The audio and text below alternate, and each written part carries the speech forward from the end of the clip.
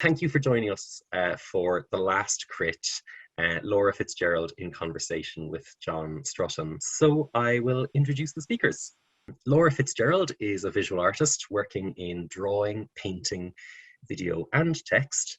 This is her latest publication. I don't know if anyone can see it because I have I have given myself a very virtual background of her exhibition. She is a graduate of both the National College of Art and Design in Dublin and the Royal College of Art in London. In 2020, she was the recipient of the Visual Arts Bursary Award and shortlisted for the Zurich Portrait Prize, and in 2021, the Golden Fleece Award.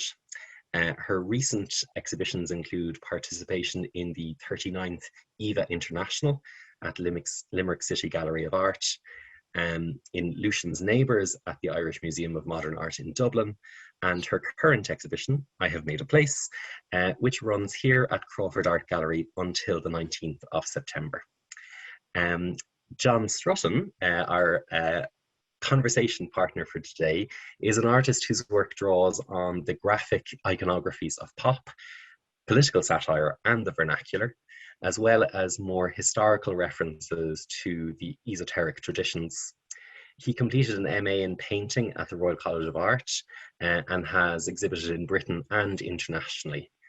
He's had solo shows at the Lift Gallery, Domabal and Nylon in London, Park House in Dusseldorf, K3 in Zurich and Volta NY in New York. From 2003 to 2007, he also ran the London-based Project Space 39 with artist Alan Miller, and he was also Laura Fitzgerald's tutor at RCA. So without further ado, I will hand over to Laura and John for the last crit, and all will be revealed. So enjoy, and please do pop your questions in the chat. Over to you guys. Okay, thanks for that, Michael. So Laura has asked me today to sort of approach this conversation in the same way we would have done one of the crits, or we still do the crits at the Royal College in the painting department, which very simply would be that a number of students would present work to a tutor or a couple of tutors and a group of students. They would very, very simply introduce the work. Sometimes the introduction would just be to place the work in the room, or sometimes, as will be the case here, with a very kind of brief kind of intro to the work, just explaining how things are connected and how it works. But we always try to get the students and the tutors to respond first to the work. So it gives the artist a chance to maybe hear some first impressions, or the way in which you know, an individual references a work or genuinely experiences this encounter, and then they can come back and respond or ask questions about why the person responded to the work in this way. So it was an attempt to stop artists over narrating their own work and giving a set of intentions for the work that maybe wouldn't be shared by the group, because it's obviously very useful to hear how other people respond to your work. So that is how we're going to approach today. Whether it is actually her last crit, I don't know. Maybe she'll have some more in the future. But so we're going to really sort of go for the original format. I'm actually going to use, Laura, just to frighten you back into the RCA seminar room. I'm going to use the timer of 20 minutes just to keep us on track. I'm sure we'll probably go over that a bit, but it'll just in keeping with the game that we're playing of the last crit. So I'll start the timer, and then I'll just hand back over to you, and you can introduce me and the audience to the work, and then as soon as I feel like something's beginning to come to mind as I engage with the work, I'll start to respond. Okay. Mm-hmm. Okay, great. Thanks, John. Thanks everyone for coming today. So I'm going to introduce I've Made a Place, which is the show I currently have on display at the Crawford Gallery. So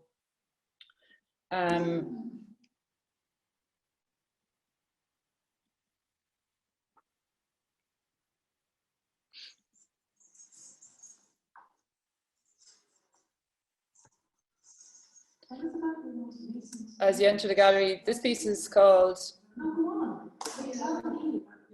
After the Spin Cycle, Top Quality Bales Assured, and the materials are bended and J.J. Smith welded metal with Amanda Fisher sewing, audio recorded on a Tascam 4-track, transferred to digital 2021.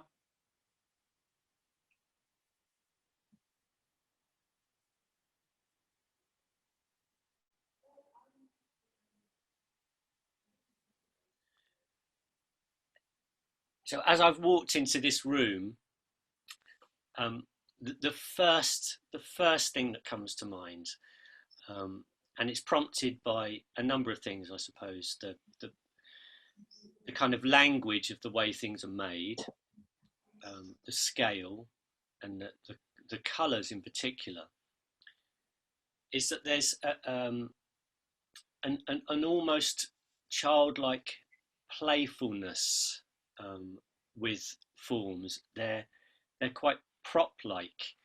Almost for a moment, it's like walking into a space in which things are being constructed, perhaps for a theatre, for a set, or even maybe something like a carnival.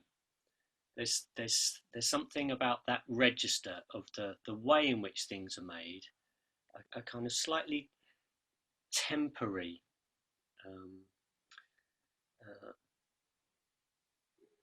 mode. I'm not going to say aesthetic, because that's not really what I'm thinking about. It's to do with the kind of colour and the kind of idea of the hand. There's a very visible kind of sense of the hand. You could imagine, these kind of drum-like cylinder frames being made in a very different way. For instance, if they were things that would have been, appropriated from some industrial or agricultural usage, where when you looked at the manufacture of things, the reference would place it very much within the real world, the world where objects have a kind of function or are made by an idea of either design or sort of fabrication. But these have got the drawings, the whole kind of presentation. There's something to do with that kind of vernacular of the hand. And so I think that's my first impression is something kind of playful, something prop-like, something fictional in a sense that the objects are kind of stand-ins for things. I think that kind of reference to the landscape and the place, which perhaps as someone living in London, I'm less exposed, on a daily basis to hedgerows and bales, but of course it's something that we would all recognise as a kind of view or a place or an activity. So I suppose that would be my first observation in the crit for you to respond to is that. Yeah, like I think that idea of the hand and like drawing, because drawing like is very much, I suppose the largest component of the work. But then because I'm making this work now situated in a rural context for the first time in a good few years, I keep thinking about like the idea of what people are making and how it's made, and also different kinds of authorship and ownership over forms, and how that plays out here in a very, I suppose, like everyday agricultural sense, as in, the kinds of activities that are going on, especially, this idea of grass and growing grass and cutting grass and then storing that grass for next year to be consumed. There's this cyclical idea of making and growing and then containing something to be dispersed the following year. And in a way, like the drawing and the forms, so the steel work, I don't regard them as sculptures. So I keep thinking of them as like a way of extending the line out into the room. So it's a way of kind of, it's trying to draw in the spaces between the walls and the actual space within the interior gallery. So I'm finding that these lines, these hand lines, are a way to claim. I'm trying to claim space, I think, for myself within those shapes, and somehow create a kind of some kind of line that can continue from the wall out to the room, in the same way that I can see, like, it almost feels like drawing the kinds of activities that are going on here, you know, like cutting silage and saving hay and things like that. There seem like the kind of repetition involved, but also there's a real struggle then between maybe like older ways of undergoing those processes, and now kind of struggling against the contemporary way, which is, you know, larger scale machinery and a much more kind of I suppose, like taking the hand out of the activity, and that kind of comes then with this idea of time and time hurrying on and speeding up, and almost like a franticness. So these kind of, yeah, the kind of idea of the prop, because they're provisional, they're like, they're standing in for space, or they're trying to like stake out a territory, but it's the idea that they can maybe just hold the line, literally hold the line for a few minutes to just kind of catch up with what's going on within the landscape, and also just within thinking about the act of drawing. So like when it's very, you know, of the hand, and even the longer hedgerow drawings, they to me almost felt like I was driving a giant combine harvester in making them, because I could literally go on autopilot, you know, for the drawings where there are these huge expanses of green. It kind of felt like, I sort of felt like I was cheating in a way, because it was like I'd bought a really expensive, like 60 grand tractor and had put it into autopilot and like lashed on a podcast and was driving around the field. It felt very similar, because I put in the materials list, like markers, paper, and then long phone calls. So it's sort of this this sort of process of time. Yeah, it's they're leaky though, aren't they? There's lots of, as much as they contain space or contain things, they also leak it.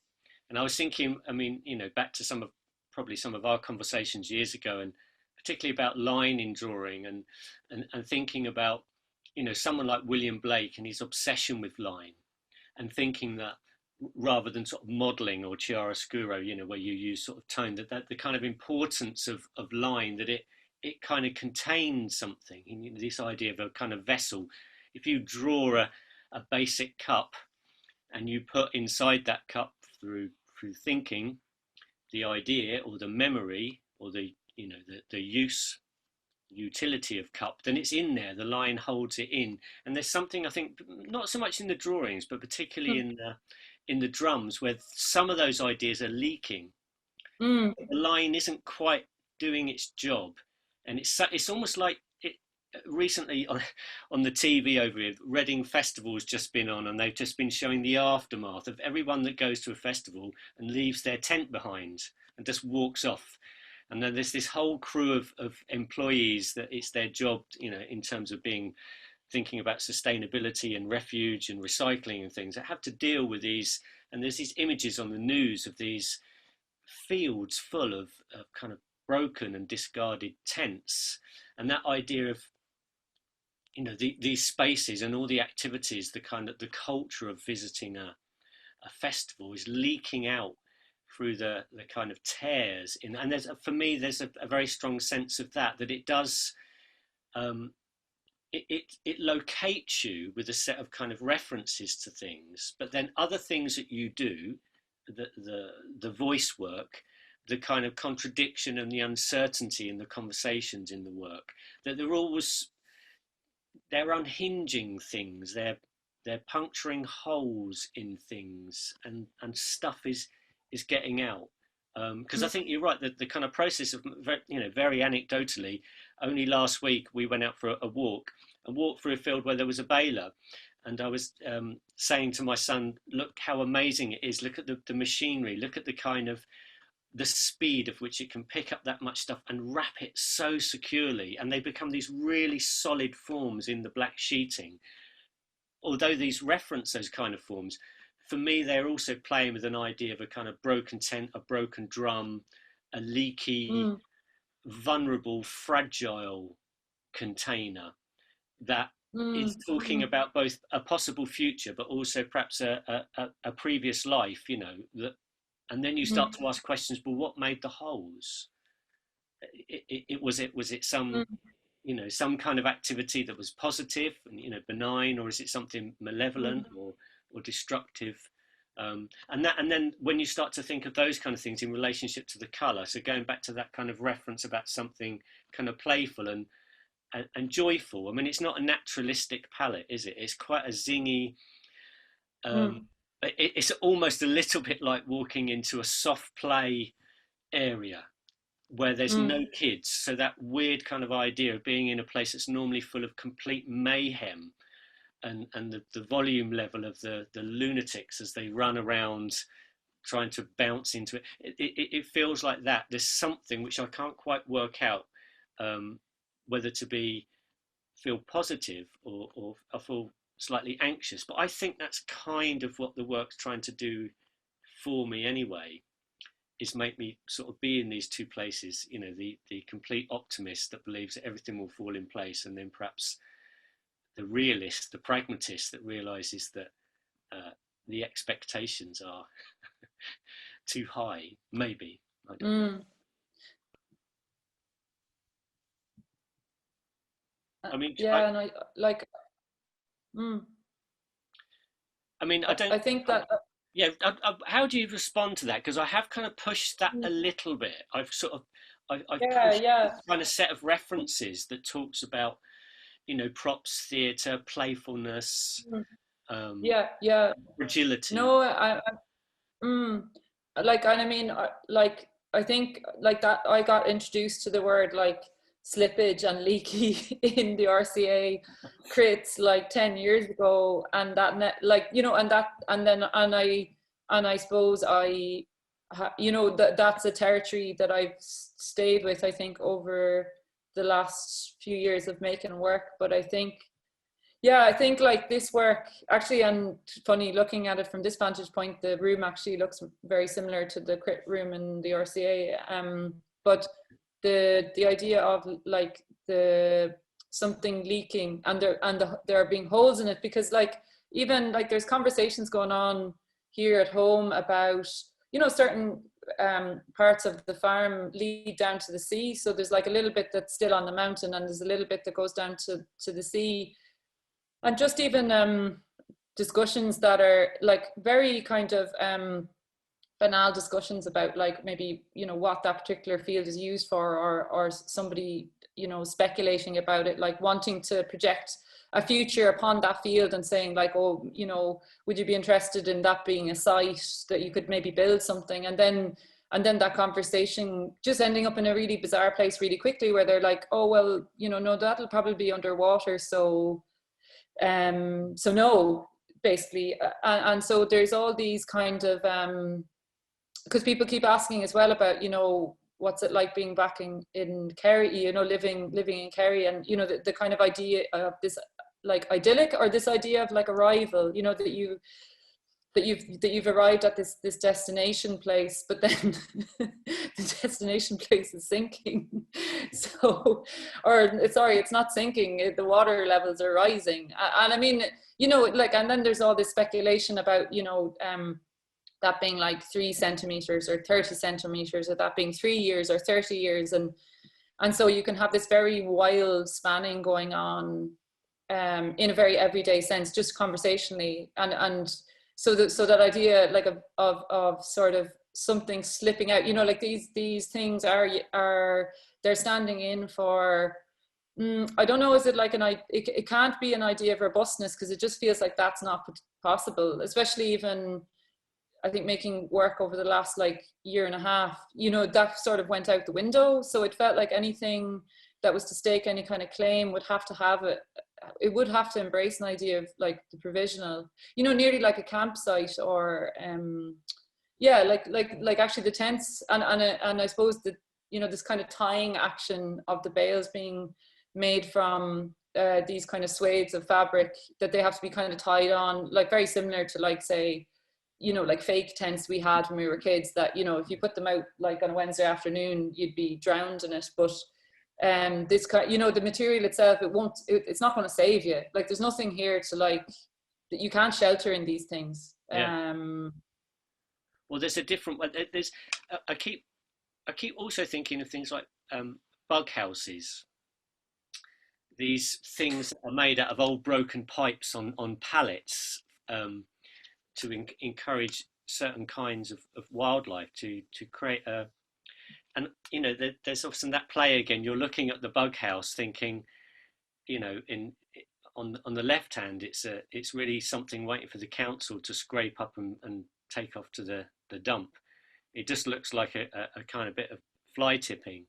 But then there's this other kind of world in which this other ecosystem that you know, this is a 5-star hotel kind of sense to it. And just sort of maybe focusing on the drawings for a moment, I think there's something in that, the way in which the drawings are rendered in felt tip, and with that kind of almost mechanical hand. I mean, again, this idea of hedgerows or the gate in particular, and I think of the, you know, the kind of ubiquity of this.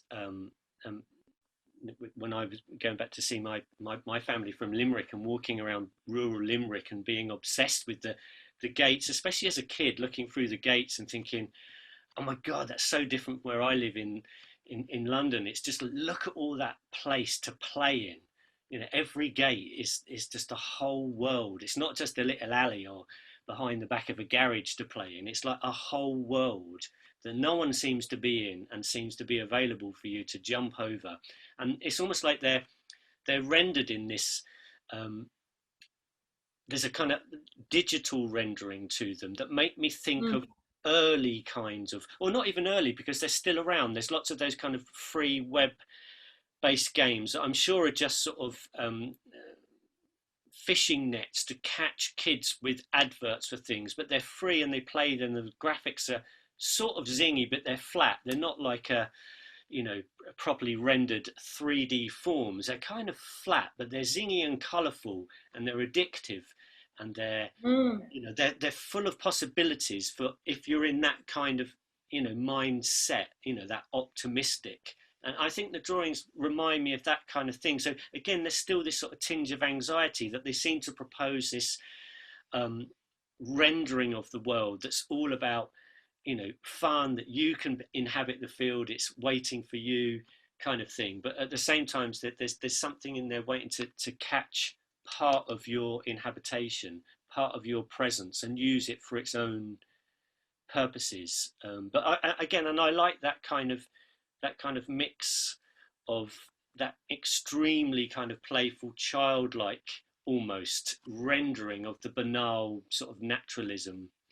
But somewhere in there still sits perhaps some of these anxieties, that these more sort of culturally observed personal anxieties that you're mentioning and talking about. Because I think even, like, you know, the experience of living in London and going on like a lot of walks in the greater London area, you know, kind of then coming back to Ireland and noticing the differences between how we, you know, how we kind of access land and landscape. And so I think, you know, the idea is, especially I suppose with COVID, it brought a lot of ideas around like escape to where the space is. But then within that, there is almost, like you were saying, like there is a flattening that happens then, because although that space exists, and I think motorways are a really good example of that, where you see these like vast horizons of spaces, but they're not really accessible only via your eyes, because you're not legally allowed to walk through those lands. So these drawings feel like a way of trying to deal with those spaces through marking out that, and also like there was an element, I suppose, with these as well, of thinking about like you know, that flat space being sort of boring. That doesn't seem like 20 minutes, does it? That seems like about 5. So that's very much in keeping with the anxiety of the crit, but of course we're not actually doing a crit, so we can just keep going. Yeah. It doesn't feel, we haven't touched the video work. There still feels like there's so much to Yeah. talk. But let's go to the video, because I think that relates a lot to this, to the ideas that you brought up about these drawings. So this is further down the space where in the screening room, where there's a Nigel Rolfe piece, then followed by my response to a Nigel Rolfe piece, followed by a series of short videos called Searching for Robin.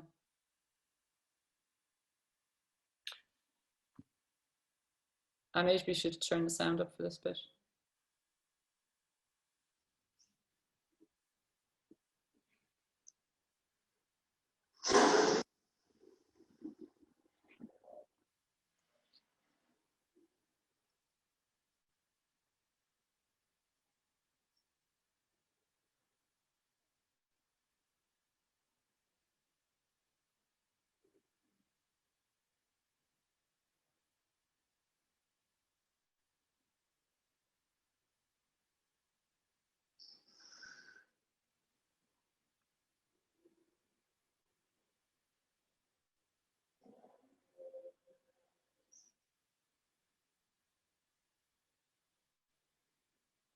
is it possible to quickly show the response, your response to the video?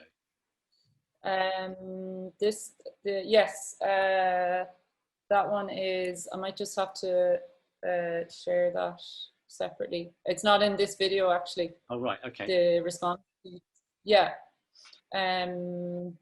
Maybe we'll just describe it, John, just in case it's a bit fussy. Okay, yeah. I think it's worth mentioning that there are a few, there's a kind of a playful repurposing or revisiting or relocating of things throughout the work. But I suppose, just again, very anecdotally between the two of us, for the audience that are listening, Nigel was a tutor at the RCA, and he was my tutor in the mid-90s. He then became a colleague, and then Nigel would be teaching there when Laura was studying at the RCA. And so I think, again, there's as we've discussed in kind of previous conversations, there's a very playful use of ideas of authority and shifting relationships between things, how the student becomes the master and the master becomes the student, or this kind of cyclical thing, even with this environment, the kind of conversations and the kind of structures that allow us to exchange ideas in institutions. A playful use of disrespect, possibly, which I think is really, really interesting, and part and parcel of working through and building a practice. Taking things, stealing things, forgetting that you've stolen it, using it, referencing it directly when you know you're referencing it, and sometimes referencing things when you've forgotten that you're referencing something else. And I think it's a shame if we can't just watch a clip of the other one, because I think people would get the sense of the kind of humour. Okay, bear with me 2 seconds and I'll...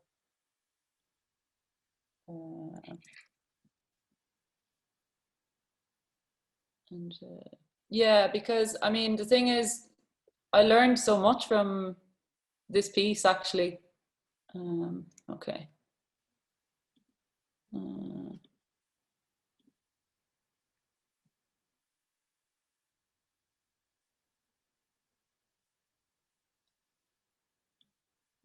You will know the Bogman when you see him.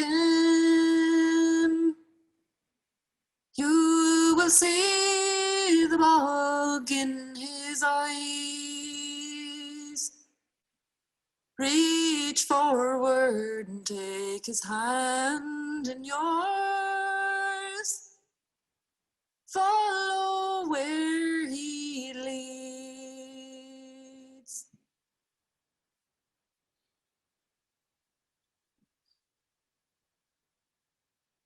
Has Nigel seen the work? Yes. Okay, you have to tell me what no further comments. but I mean, laughing and being flippant aside, I think that really is a strong kind of. I mean, when I was just trying to think of two or three kind of consistent themes throughout the work, that's for me that idea of humor, or a dark sort of psychology that sits behind the humor, that kind of touches on things like self-effacement, or possibly even a kind of self-destructive trajectory at times. I think is really constant in the show. Again, this idea of something joyful that possibly is being picked at and punctured and torn away at. So whatever we set up as a kind of expectation or a hope, even, or a kind of mode of functioning as an artist or even as a human being, any of those kind of situations, is often being kind of picked at, in both a kind of interesting way, but also in the way when you watch someone continually picking a scab just for the joy of itching it rather than letting it heal. There's something about that kind of, if that's not too graphic an illustration at lunchtime. I hope no one's eating a sandwich, but I think that's, for me, that's a very, very, very kind of present kind of experience of looking at the work or thinking about the work or talking. I can't not talk about the work without touching upon that kind of experience or psychology, really. And I think as well, that idea of kind of myth building that gets kind of woven into work. Because I remember when Nigel made this piece, I had just started, it was the first week of RCA, and he had come back from the Bog of Allen, and he had some problems with his eyes after the piece was made. And so that kind of, that as a visual image kind of stayed with me through the years. And I suppose that kind of like, I'm really interested in this kind of I suppose, yeah, there is that darkness, is there. And in one hand, the kind of what you were saying earlier about the bales, that they're this kind of almost My Little Pony palette, and I've dressed appropriately today to match that, but that I wanted it to be quite, that there to be a slicing in, and Nigel's piece Into the Mire, I think, I really wanted this to be in the show because it has that, in a way, it's a very, very absurd piece, but also there is this kind of obsession, I think, that comes in Ireland around like darkness and the layers in darkness, and how to access that, like. And then there's the whole ecology kind of argument that's going on at the moment about re-wetting the boglands that have been used for industrialized peat for the last, 100 years, and sort of that changing. So when I made the response piece, the Ralphian Rising, like I really hurt myself actually making that piece. Like I really fucked my neck up doing it, which I felt was only appropriate, because if I was going to dabble in Nigel's legacy, or Nigel's like span of work, then I had to take a hit, literally. But it's really hard to fall back, because I had to fall back to make the piece. And there was a mattress behind me, but I'm no stunt person, and that was like a camping bed mattress that my parents had for like 50 years. So yeah, it really hurt to make the work, It was also very sweaty in that mask, But I mean, even like I could barely breathe. The way you're talking about making the work again fits in with that. It couldn't just be a funny fall. It had to involve some kind of pain or some access to a now a new ongoing kind of trauma that's a neck condition that will all video work from now on. But again, I think that's but it also sort of enforces that kind of fragility that I think I experience in the work for all of the things that I've been discussing, things around vulnerable form, your colour, which I think someone had mentioned as a possible question for later on, questions about why you use these particular colours. But that, again, that kind of vulnerability that's always present in any kind of place that is made by you, whether it's through a drawing, through its a kind of linear encircling of a form, and how that might relate to the things that we construct to avoid seeming vulnerable, particularly in the longer video work, when you've got this narration of the busy artist. Again, very anecdotally, I went to the private view of the new painting show at the Hayward last night, and because we was all in masks, it was great because I could kind of walk through it without bumping into loads of people I knew, because if I kept my head down, people didn't notice it was me quick enough to just say hi. So I actually got a chance to see all of the work without much interruption.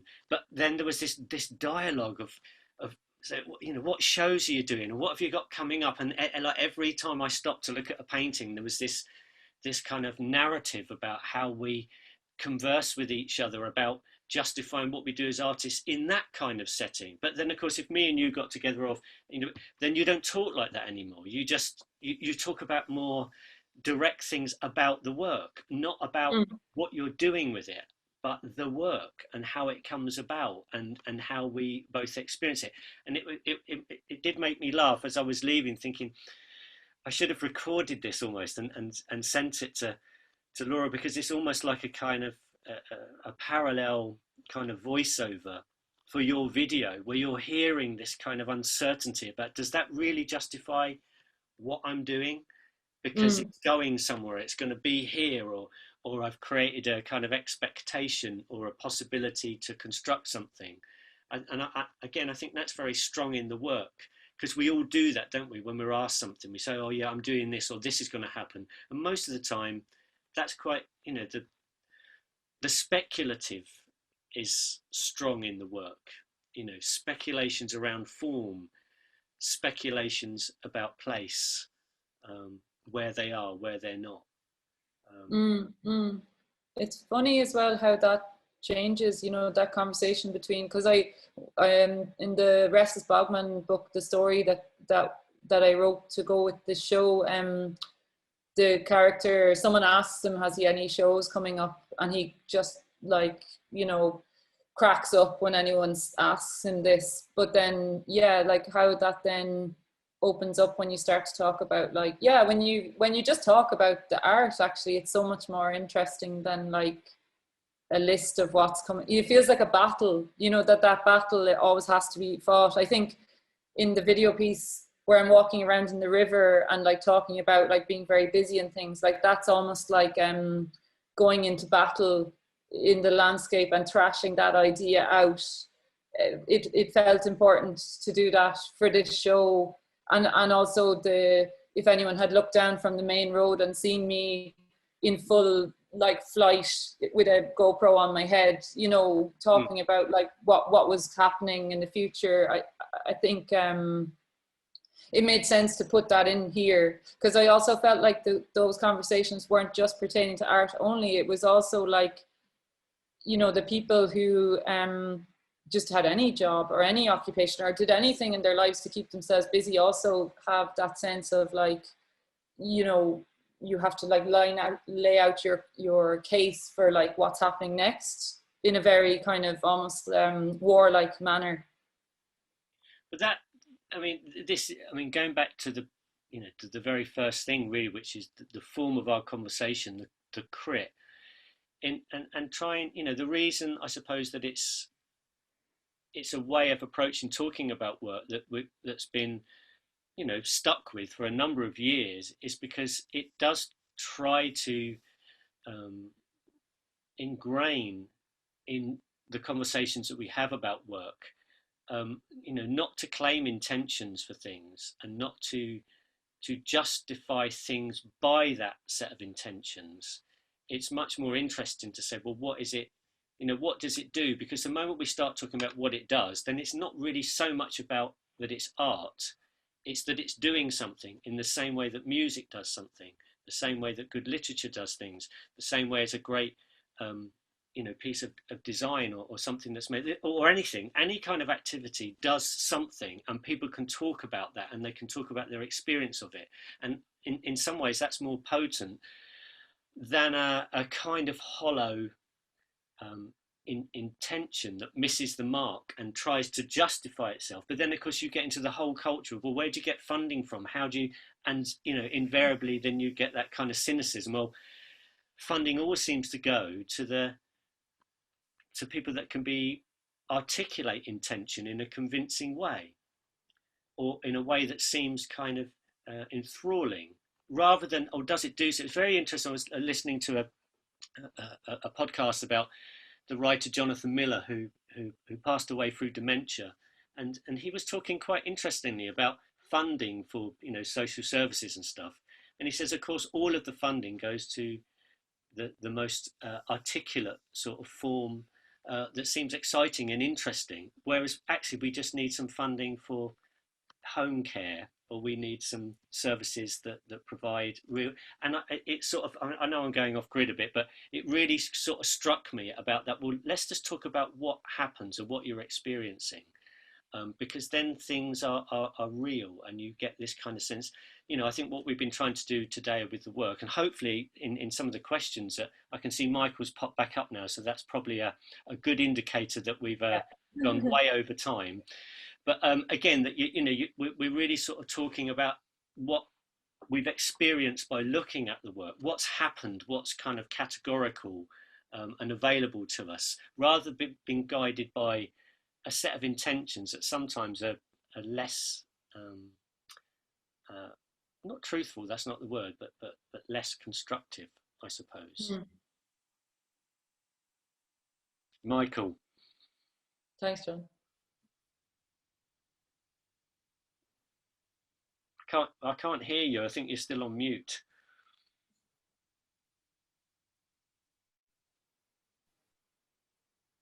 Oh, there you are. I may have to stop sharing, maybe? Maybe. Aha. So we've got, we're in business. Oh, Laura and John, thank you so much. We've had questions streaming in over your talk, so I might just jump straight into those in our remaining time. I think we've just about 14 minutes. So first off, we had Emma Klemencic here at the gallery asking you, Laura, is there too much solemnity in the gallery? How do you feel about solemnity in art? So I suppose the gallery more generally, rather than the exhibition proper. Yeah, I mean, I guess I think I take a very individual track in that I found that the best way for me to continue making art was to try and make it more crack, because otherwise it just wasn't going to work for me. I think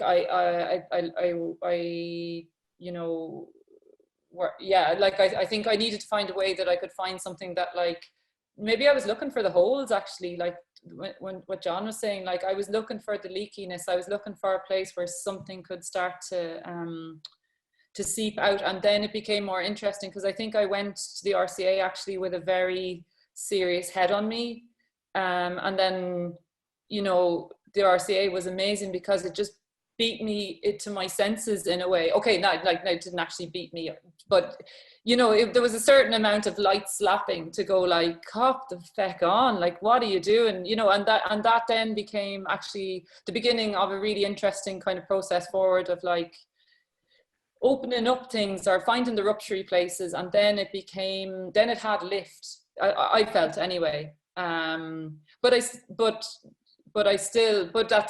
for me that's a very personal approach.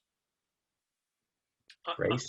I think solemnity can be something that can be affected, and that's when people notice it. I think if you go to see an exhibition where, as Laura's saying, the language of the artist is, and because of their experiences and what the way they communicate, that solemnity is truthful, and you understand it as that. But unfortunately, sometimes you can encounter things that use that idea of solemnity as a way of making something seem have more gravitas or weight than perhaps. So I think it's, as you know, there have been plenty of slaps around Laura's face at the beginning of the RCA, which was trying to talk about that distance between a natural voice, a kind of natural warmth, curiosity and humour, and perhaps some of those really tight ass pencil drawings you did when you first start. And I said, oh, they don't look like you sound. I know you're skillful and you want to show off, but they don't really, all that stuff I've just listened to, they don't look like you sound. So maybe it's something to think about. I'm sure that's a part of one of the slaps that tried to, push. That was a great slap. That was a great one. We'll hopefully keep it non-violent today. Yes. But thank you. I'll move on to just work through the questions. Mary McCarthy, our director, asks, can Laura talk about colour in her work? Saccharine colours, sweet. I know we've touched on it a little bit already, but is there a particular reason why you choose those colours?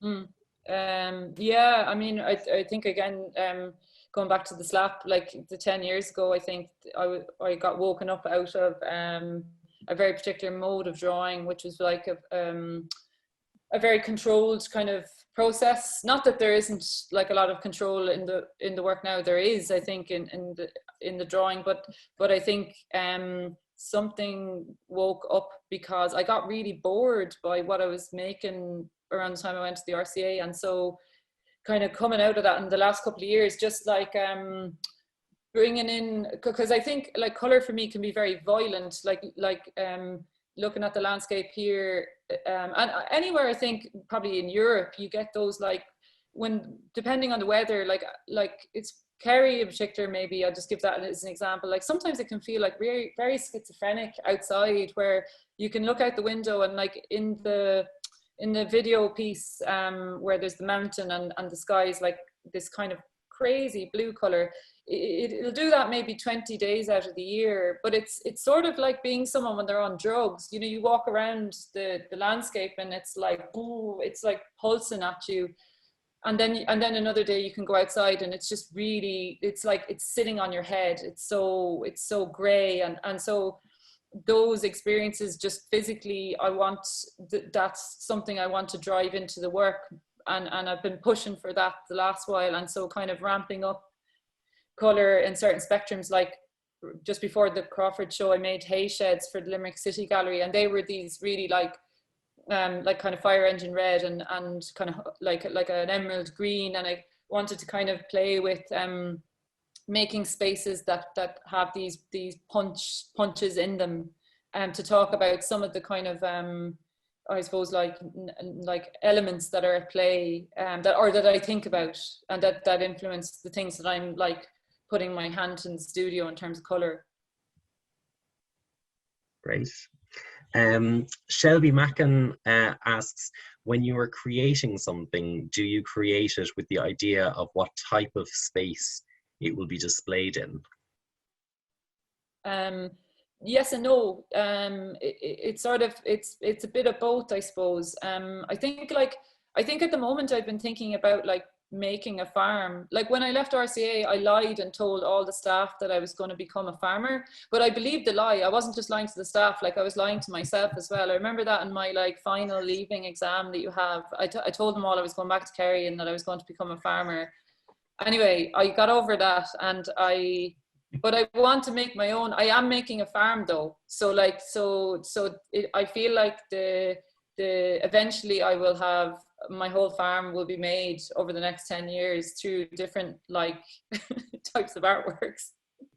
I don't know, does that answer the question? But so I'm looking for spaces that will host parts of my farm until, I don't know, it all becomes put together in the master plan somewhere. Brilliant. Chris Finnegan asks, work focusing on the rural or agriculture seems to be spotlighted recently, especially coming from female artists like Miriam O'Connor. What are your thoughts on this idea of the female rural gaze, and do you see your work fitting into this? Cool. Yeah, I would. I mean, I think there's a lot of angry female farmers out there, myself included, or came from an angry farming background, that actually, you know, because we weren't allowed near tractors or trailers, or were like booted out of cow sheds until, you know, we found our own way. I think there's certain artists who came from farming backgrounds who are female, who maybe spent years just going like, no, you're grand. Like we stood in fecking gaps in the sides of roads, like shoeing cows. That is the height of the role you would have been given. When I was growing up, that was the highest ranking position you could get growing up on a farm, was to stand in a hole. So maybe that's where some of the leaky holes come from in the work. But like, so I think in a way, like there is an idea of territory claiming that's going on, and I'm very happy to be part of that. Like there was no way that was ever going to become trendy in the London art scene. So I feel like, you know, it's sort of like it's nice that it's come around at the moment, you know, here at least. Great stuff. So we have two questions kind of on humor, and I might combine them just to maybe save a little bit of time. So they come from Paquita 1 and Mick. So I'll ask them together, and maybe you can synthesize an answer. Okay. Is there a dichotomy of anxiety or humor in your work, or the use of humor as a coping mechanism, or a tool to hold on to memories of the familiar? So repetition and time as mentioned. And then the other one from Mick, you know, it's another question about humor. It always appears as a device that opens up the possibility to almost pathologize the role of the artist, our relationship to place and land. So can you maybe speak to that very briefly? We've about 5 minutes. Okay, cool. Well, like I'll give you an example. Like yesterday I rang up a hairdresser in Tralee because I wanted to get a haircut. And your man answered the phone, and he was like, how are you getting on? And I was like, yeah, not too bad. And I was like, my hair is terrible though, so like, can I make an appointment? And he was like, well, Anne's dead.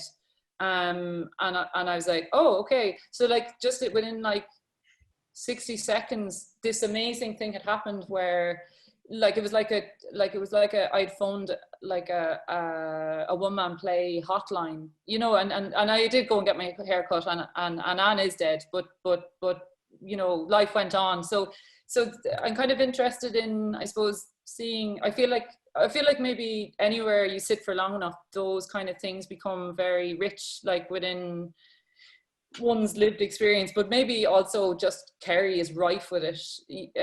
Just it's in the water, and like it's everywhere you walk. Like people maybe enjoy a sort of performativeness to like there seems to be a celebration of the everyday in its sort of darkest moments and sort of hilarity. So you can kind of laugh hysterically at funerals and stuff like that. I kind of feel make living more enjoyable.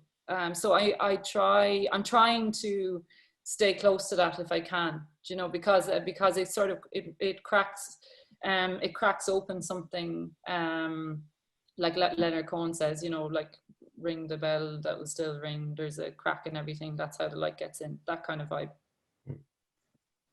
Great stuff. And we're getting lovely messages, you know, from Claire, looking forward to the Scene Unseen session, from Elaine, talking about planting 2 drills of spuds in Tesco Express on Herne Hill. And yes, shoeing the cows past gaps was or is exactly the female farming role. And I suppose it's an appropriate final question from Matthew Call saying hello, and thanks for a great talk, and just asking what was your experience of crits throughout college, and have you missed them since graduating? So that could be our final question. Okay, yeah. Well, I mean, what would Freud say? 10 years later, I want to go back and like have one more crit with John. Do you know, as in, like, I think,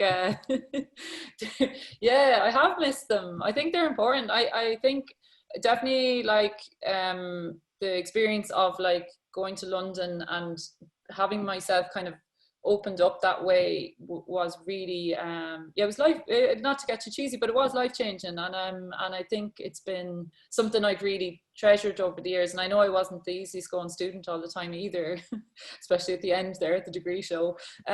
So yes, I have missed them in a way, yeah, and I have I think that this kind of critical discussion, I think, is important as an artist, and it won't be the last crit, you know, as in, I think the last crit fit this well because it was sort of like the Last Supper, but I would like there to be more, you know, I think more of this is healthy, and what's good for me and for all, you know, for lots of different artists.